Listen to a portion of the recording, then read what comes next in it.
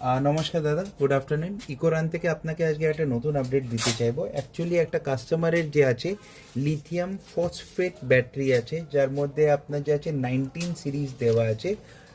এটা আপনার যে আছে এটা দ্যাট ইজ আপনার ডালের বিএমএস, খুব ভালো, খুব সুন্দর। কিন্তু সমস্যা যেটা হলো কি, এর মধ্যে পুরো প্লাস্টিক দিয়ে র্যাপ আপ করা আছে। এই জিনিসগুলো ব্যাটারির নিজস্ব হিট বেরোবার ব্যাপার থাকে, সেই জিনিসটা যদি ঠিকঠাক করে না হয়, প্রপার যদি সেলের মধ্যে সেগ্রিগেশন না থাকে, তাহলে কিন্তু এই টাইপের সেলের মধ্যে যে আছে লনজিভিটি কমে যায়। সেল ভালো হওয়ার সাথে সাথে আপনার বিএমএস ভালো হওয়ার সাথে সাথে প্যাকিংটা একটা বিশাল বড় ফ্যাক্টর। মানে কি প্রপার প্যাকিং না হলে আপনার যে আছে এই সেল ম্যাক্সিমাম 2 থেকে 3 বছরের মতন, দেখুন একটা জল লাগার পরে আর এই ভেতরে জল লেগেছিল, সেগুলো তো আমরা রিপেয়ার করেই দেবো।